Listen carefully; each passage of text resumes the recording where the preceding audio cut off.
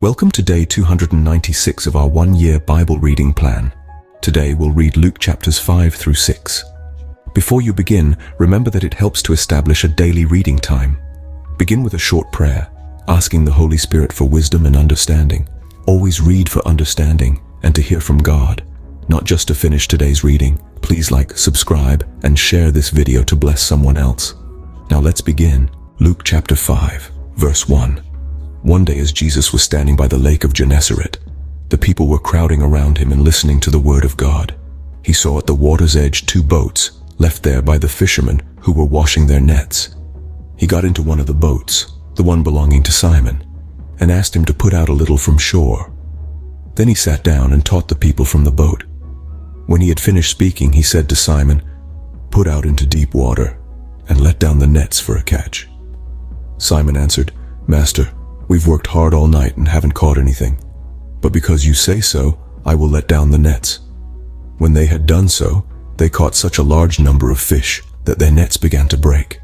So they signaled their partners in the other boat to come and help them, and they came and filled both boats so full that they began to sink. When Simon Peter saw this, he fell at Jesus' knees and said, "Go away from me, Lord, I am a sinful man." For he and all his companions were astonished at the catch of fish they had taken. Verse 10, and so were James and John, the sons of Zebedee, Simon's partners. Then Jesus said to Simon, "Don't be afraid, from now on you will fish for people." So they pulled their boats up on shore, left everything, and followed him. While Jesus was in one of the towns, a man came along who was covered with leprosy. When he saw Jesus, he fell with his face to the ground and begged him, "Lord, if you are willing, you can make me clean." Jesus reached out his hand and touched the man. "I am willing," he said. "Be clean." And immediately the leprosy left him. Then Jesus ordered him, "Don't tell anyone, but go, show yourself to the priest and offer the sacrifices that Moses commanded for your cleansing as a testimony to them." Yet the news about him spread all the more, so that crowds of people came to hear him and to be healed of their sicknesses. But Jesus often withdrew to lonely places and prayed. One day Jesus was teaching, and Pharisees and teachers of the law were sitting there. They had come from every village of Galilee and from Judea and Jerusalem, and the power of the Lord was with Jesus to heal the sick. Some men came carrying a paralyzed man on a mat and tried to take him into the house to lay him before Jesus. When they could not find a way to do this because of the crowd, they went up on the roof and lowered him on his mat through the tiles into the middle of the crowd, right in front of Jesus. Verse 20, when Jesus saw their faith, he said, "Friend, your sins are forgiven." The Pharisees and the teachers of the law began thinking to themselves, "Who is this fellow who speaks blasphemy? Who can forgive sins but God alone?" Jesus knew what they were thinking and asked, "Why are you thinking these things in your hearts? Which is easier, to say, 'Your sins are forgiven,' or to say, 'Get up and walk'? But I want you to know that the Son of Man has authority on earth to forgive sins." So he said to the paralyzed man, "I tell you, get up, take your mat and go home." Immediately he stood up in front of them, took what he had been lying on and went home praising God. Everyone was amazed and gave praise to God. They were filled with awe and said, "We have seen remarkable things today." After this, Jesus went out and saw a tax collector by the name of Levi sitting at his tax booth. "Follow me," Jesus said to him, and Levi got up, left everything, and followed him. Then Levi held a great banquet for Jesus at his house, and a large crowd of tax collectors and others were eating with them. Verse 30, but the Pharisees and the teachers of the law who belonged to their sect complained to his disciples, "Why do you eat and drink with tax collectors and sinners?" Jesus answered them, "It is not the healthy who need a doctor, but the sick. I have not come to call the righteous, but sinners to repentance." They said to him, "John's disciples often fast and pray, and so do the disciples of the Pharisees, but yours go on eating and drinking." Jesus answered, "Can you make the friends of the bridegroom fast while he is with them? But the time will come when the bridegroom will be taken from them.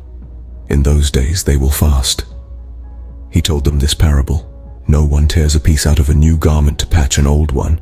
Otherwise they will have torn the new garment, and the patch from the new will not match the old. And no one pours new wine into old wineskins.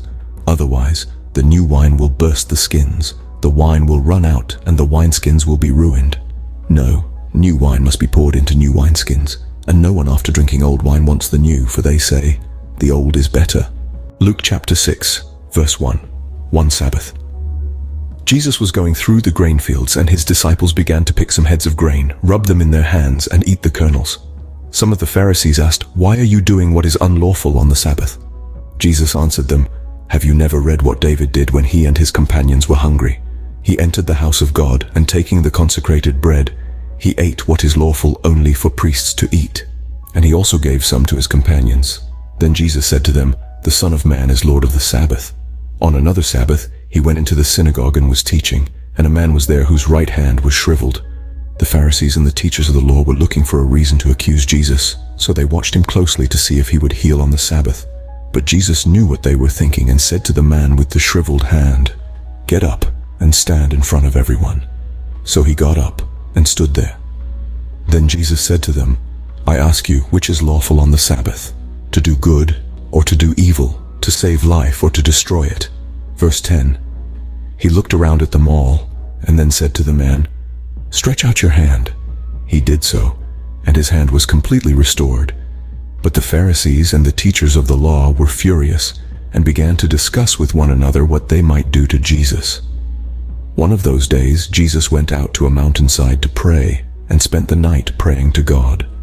When morning came, he called his disciples to him and chose 12 of them, whom he also designated apostles: Simon, whom he named Peter, his brother Andrew, James, John, Philip, Bartholomew, Matthew, Thomas, James son of Alphaeus, Simon who was called the Zealot, Judas son of James, and Judas Iscariot, who became a traitor. He went down with them and stood on a level place.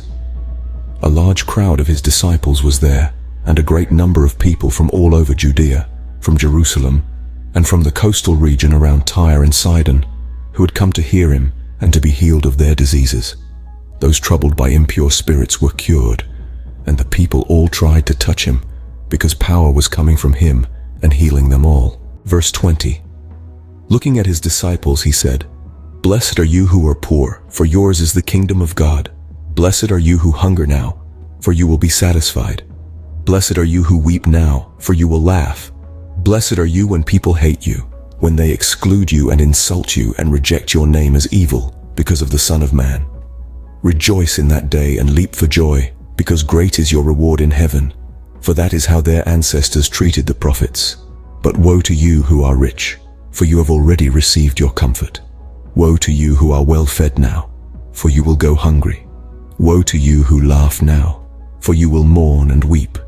Woe to you when everyone speaks well of you, for that is how their ancestors treated the false prophets. But to you who are listening, I say, love your enemies, do good to those who hate you, bless those who curse you, pray for those who mistreat you. If someone slaps you on one cheek, turn to them the other also. If someone takes your coat, do not withhold your shirt from them. Verse 30.